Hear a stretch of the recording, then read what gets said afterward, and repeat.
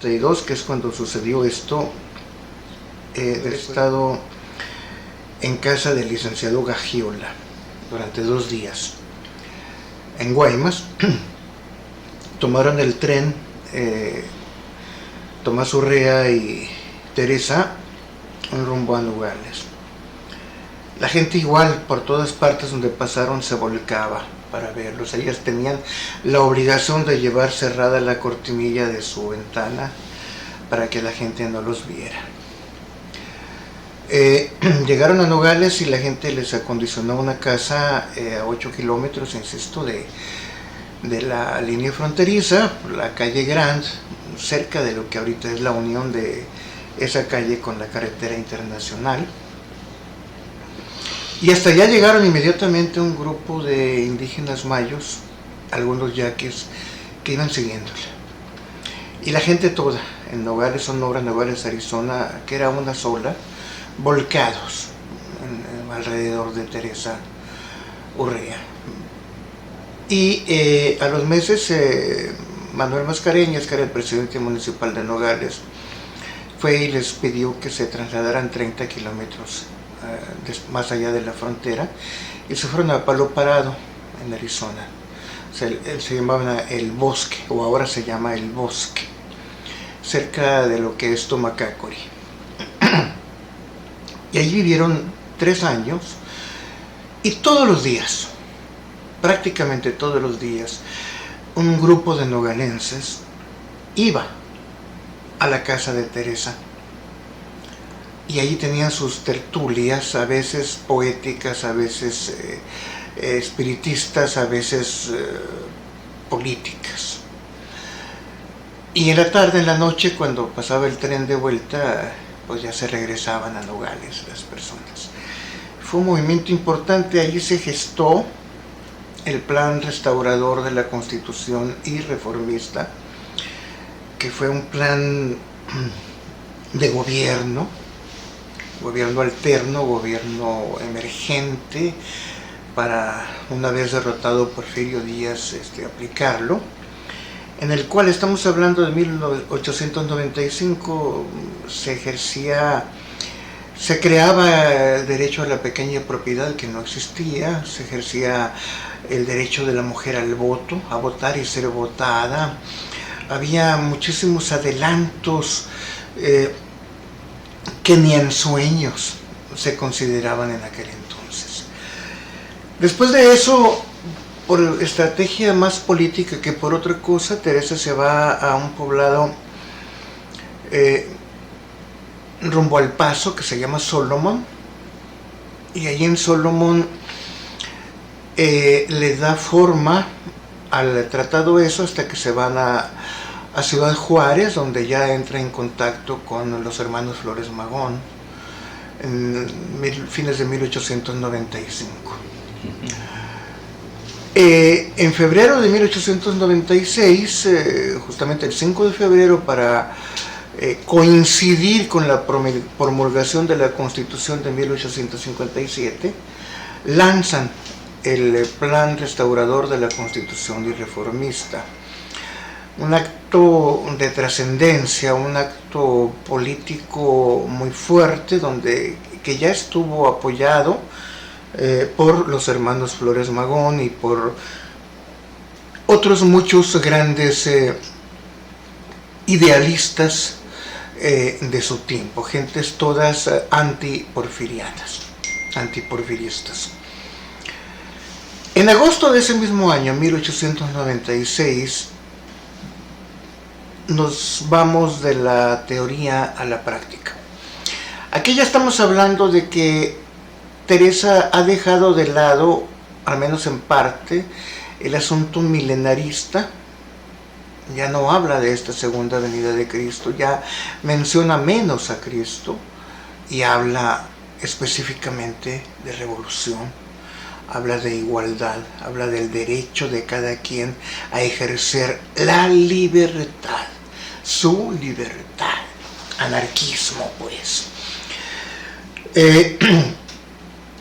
Y aquí también entramos en otra etapa, pues Por eso no podríamos, casi siempre que hablan de Teresa, hablan de ella como una milenarista, pero es porque no tocan esta parte que viene, esta parte de la que vamos a hablar. Hablan de la parte anterior que efectivamente sí es milenarista. Ahorita ya estamos hablando de una etapa anarquista, una etapa liberal. Es parte de tus hallazgos. Es parte de mis hallazgos, es parte de de lo que le da sentido y trascendencia a la vida y obra de Teresa Urrea.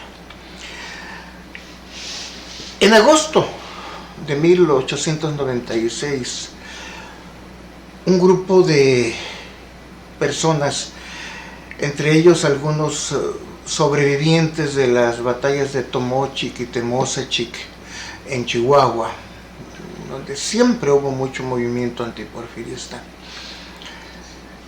y muchísimos yaquis y mayos, 43 personas en total, entran a Nogales intempestivamente a las 4 de la madrugada,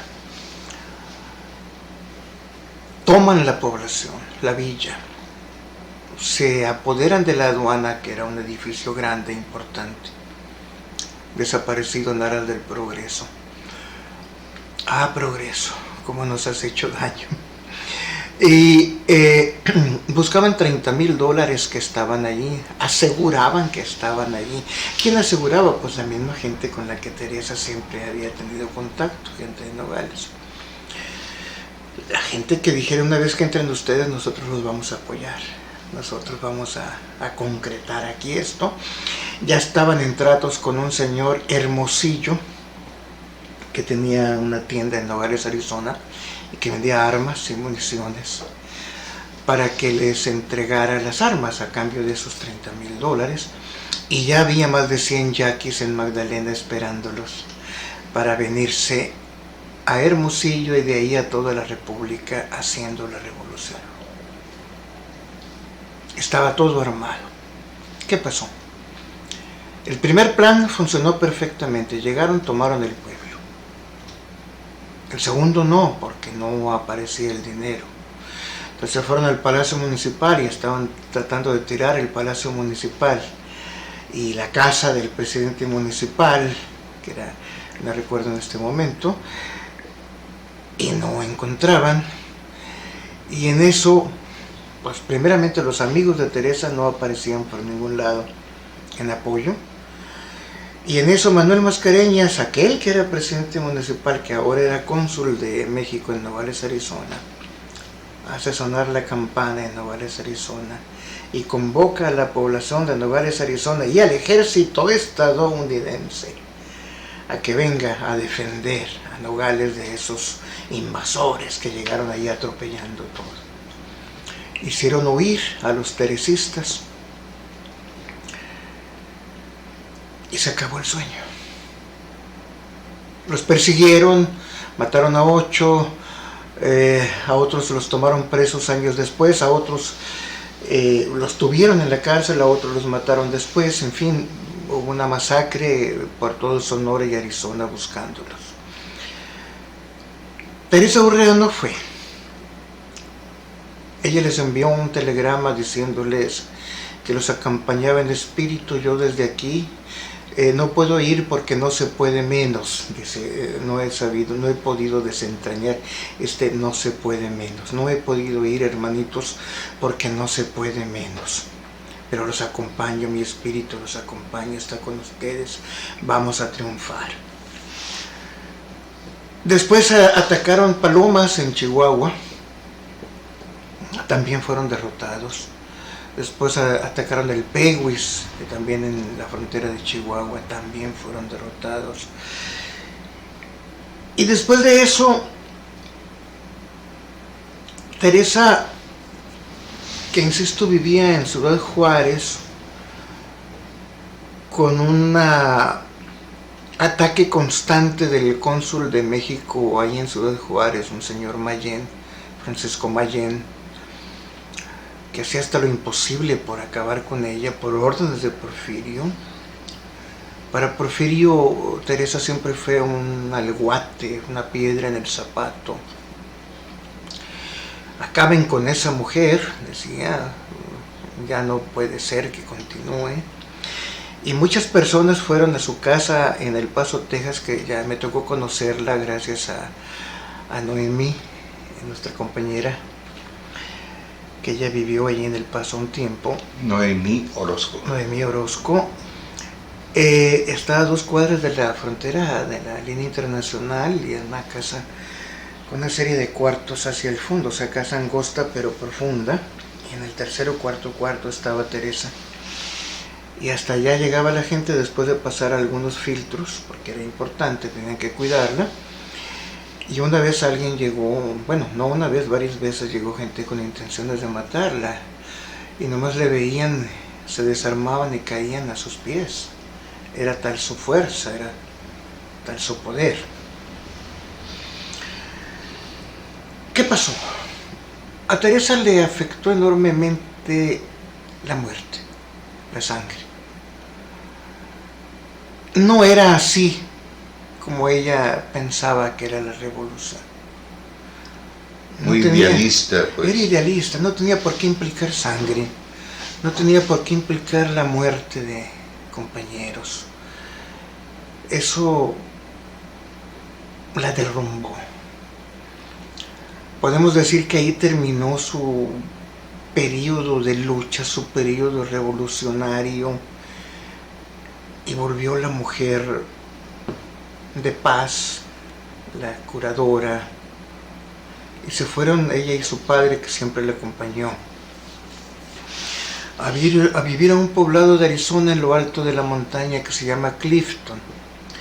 Que si usted va a Clifton ahorita, al menos yo que estuve hace 15 años allí, así era, se va a encontrar con un pueblo detenido en el tiempo, donde la gente, que el 90% son de origen mexicano, habla el español del siglo XIX, dice ancina, dice fijo en lugar de hijo, aiga, etcétera, porque ese es el español que ellos se llevaron de México. Bueno, era México. Se quedó detenido en el tiempo. Se quedó detenido en el tiempo. Cuando ahí a 10 kilómetros hay un pueblo modernísimo que se llama Morenci, que tiene todos los adelantos y todas las carreteras y los hospitales. Pueblo minero. Pueblo minero, pero igual Clifton es minero, pero Clifton se ha respetado totalmente y la gente como que no ha permitido que las cosas cambien. Muy parecido a Cananea, supongo.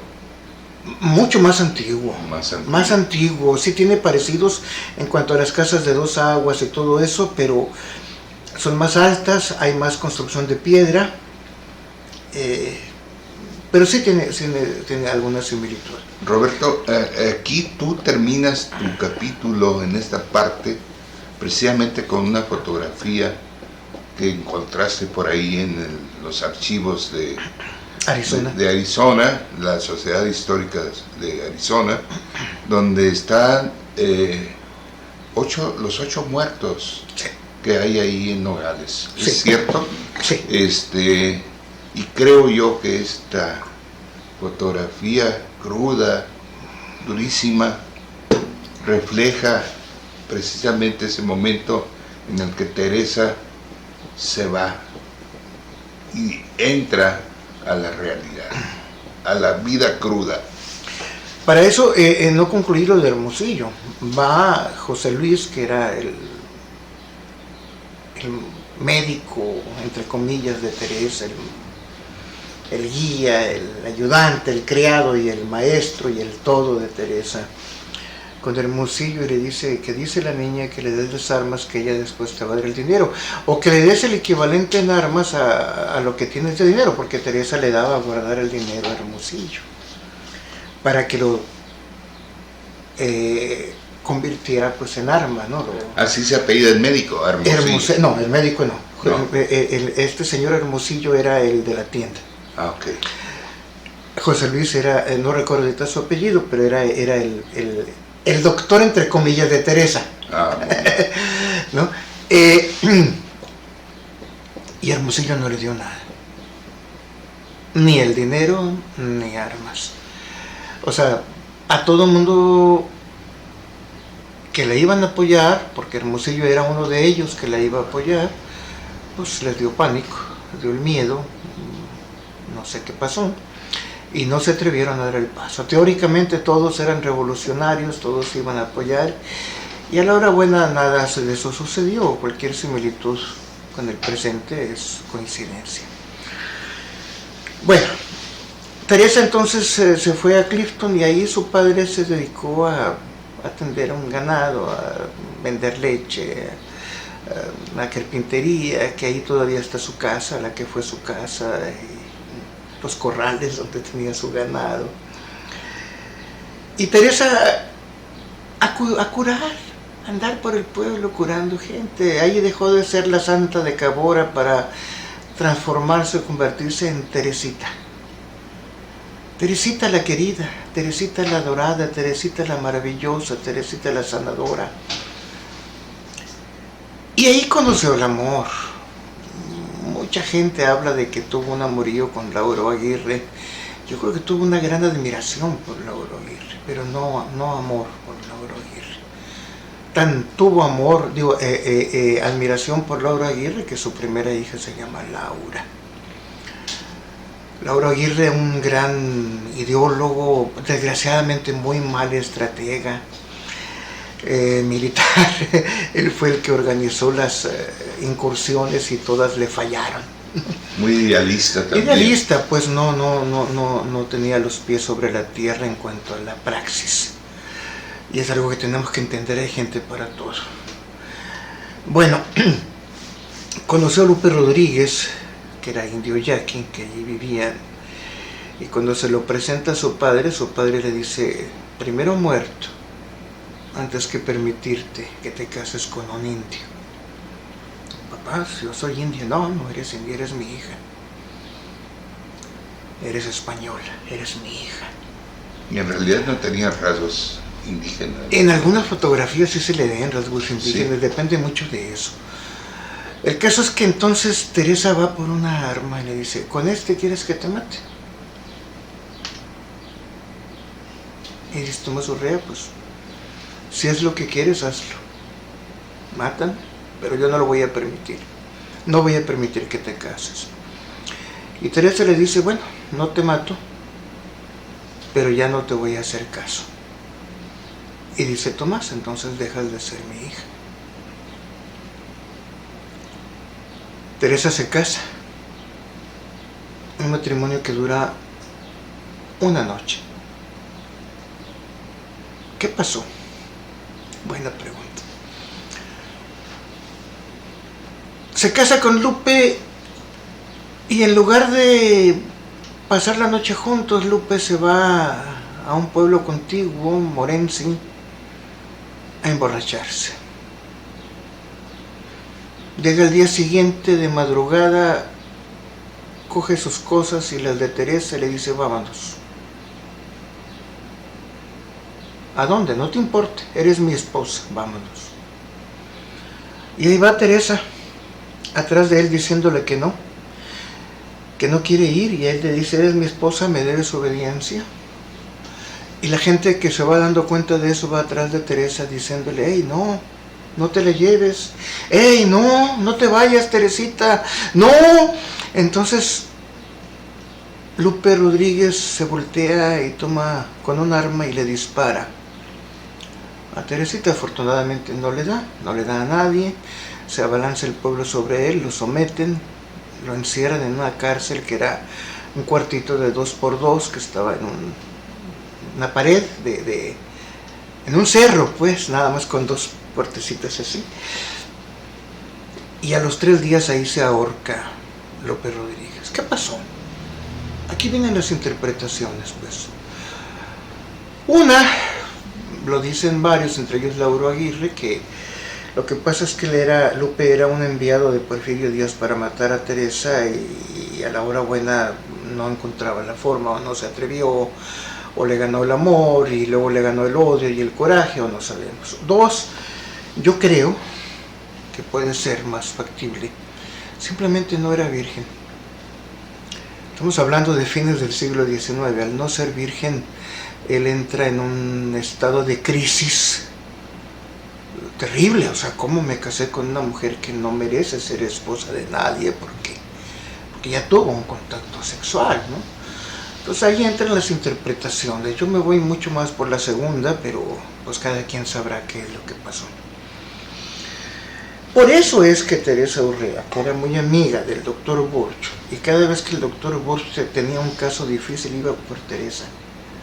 Teresita, tenía un problema con este enfermo, y Teresita iba y lo veía, hacía, ¿cómo? Y se curaba. Milagrosa, maravillosa. ¿Qué tenía? Pues ese encanto. Eso, sabemos nosotros que el 80% de nuestros males, nuestras enfermedades son psicosomáticas. No son reales, son psicológicas. Entonces ella entendía eso, sabía. Claro, alguien le decía, ponme el ojo que me quitaron, no puedo. Regrésame los pies que me los mocharon, no puedo. No puedo, otras cosas. O sea, te curo esto, te froto con esto. Insisto, sabía mucho de herbolaria, porque lo había aprendido de la abuela. ¡Pum! Y les ponía lo indicado a cada quien porque tenía esa habilidad y lo lograba. Y aquí es cuando entra lo que tú dices, la empresaria. Que no fue el objetivo ser empresaria, sino huir, buscar el olvido. El otro objetivo era ir a Jerusalén para encontrarse directamente con Dios.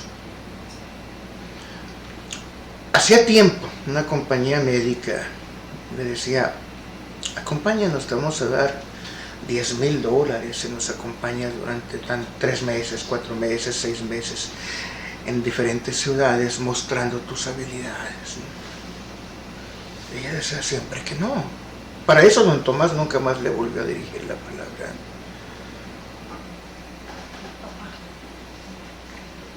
Si le dijo dejas de ser mi hija, dejó de ser su hija. Era otro asunto por el cual tenía que huir, ya no tenía padre. Y se va a San Francisco a curar a una sobrina del doctor Burch, que tenía epilepsia y problemas. La logra curar y allí insisten los médicos, la empresa médica, y acepta. Dicen, va a ser bueno, ganar dinero para ir a Jerusalén, ¿no? Acepta, entonces pide a una de sus amigas, Juana von Order, que le mande a uno de sus hijos para que sirva de intérprete, porque obviamente ella nunca habló inglés, nunca quiso aprender inglés. Es una actitud no de falta de entendimiento, que era una mujer muy inteligente, es una actitud de decisión. Yo soy mexicana, no voy a hablar inglés, ¿no? Entonces ahí va el hijo de 17, 18 años, cuando ella tenía 27, a ayudarla, a acompañarla. ¿Por qué? Porque se empezaron a adentrar más al norte de los Estados Unidos. Y efectivamente, los primeros 2-3 meses fue un éxito total, donde ella se presentaba, los teatros se llenaban, y ella subía gente, y ella enferma, pues, y ella los atendía, y ella en presencia de todos los recuperaba de su enfermedad. Bueno, era increíble. Pero conforme fue metiéndose más al norte, la afluencia dejó de ser menor, porque su fama era menor, porque había menos personas de origen mexicano, por lo que fuera. Sin embargo, por ahí en el 99 o el 2000 se tomó una fotografía vestida de reina. Por ahí aparece la fotografía en la tesis, bellísima. Muy bella. Se dice incluso que ganó un concurso de belleza, porque el John, pues, John o Juan von Order, le decía, la instaba para eso, ¿no? Y para cátedras que John, pues, estaban solitos los dos, pues sucede lo que luego sucede, y tuvo una hija que se llamó Laura. Pero obviamente ni ella lo amaba ni él la amaba. Entonces llegó un momento en que la situación fue insostenible Y ya ella dio por terminado su contrato, no se le renovó, decidieron que no iba a Medio Oriente, y ella decidió regresar y entregar a su hijo a su pareja, pues a la mamá, a su madre, pero ya iba embarazada también de su otra hija, de Magdalena. En ese ínter ya había muerto su padre. Ella le envió muchas cartas a su padre, porque la distancia nos hace ver las cosas de manera diferente. Y cuando llegó a Clifton se encontró todas las cartas cerradas. Nunca don Tomás abrió ninguna, y así murió con el coraje, con el odio, con la dignidad, en fin. Y con esos $10,000 Teresita construyó un hospital para ayudar a la gente que no tenía manera de pagarse un tratamiento médico, una operación, etcétera, etcétera. Y en 1906, a la edad de Cristo, 33 años, en una inundación, porque ahí nace el río Gila, en Clifton. Ahí se juntan el río San Fernando y San Francisco, o tal vez me equivoque de los nombres, pero uno sí es San Francisco. Y de ahí empieza a llamarse río Gila, que era muy caudaloso, aunque ahorita cuando vamos a Phoenix vemos un desierto total. Bueno, antes por allí corría muchísima agua, pero ahora toda la absorben presas y pozos y campos agrícolas y demás, ¿no? Y hubo una inundación muy grande, como ha habido muchas en todo este tiempo en esa región, y intentando rescatar personas del agua, es como murió. La encontraron en la copa de un árbol, la ropa desgarrada, inconsciente, viva pero inconsciente, y con un problema de pulmonar ya muy avanzado, y no la pudieron rescatar. La nota del periódico, por ahí la tengo, decía Teresita died. Era todo. Teresita died. Funeraria tal hora. Toda la gente se volcó a ver a Teresita. Obviamente, también motivados un poco por Lauro Aguirre, se dice que en realidad la mataron, en realidad aprovecharon de eso para golpearla, y por eso la dejaron en la copa de un árbol, que cómo es posible que va a estar en la copa de un árbol, etcétera, etcétera, ¿no? Y que pues por fin Porfirio Díaz había visto cumplido su deseo de matarlo. Todo cabe, no soy yo quien para decir que no, ¿verdad? Pero aquí viene lo más interesante. Muere la mujer, nace el mito.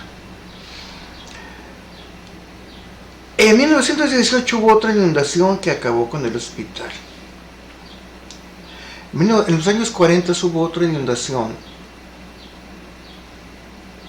que se pasó por sobre el panteón y acabó con las lápidas, con todo eso, y después de eso es que decidieron hacer un nuevo panteón.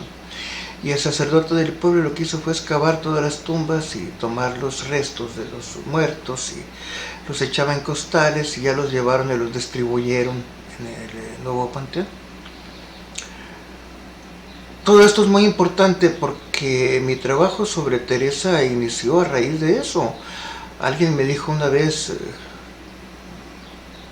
en Álamos, alguien a quien yo no conocía: la Santa de Cabora te encomienda que busques sus restos y los traigas a México, porque está harta de beneficiar a los Estados Unidos y no a su país como ella quiere. Mientras sus restos estén allá, ella va a seguir, aunque no lo quiera, beneficiando a ellos. Y eso fue lo que concluyó que en buena parte de mi vida la he dedicado a estudiar a Teresa.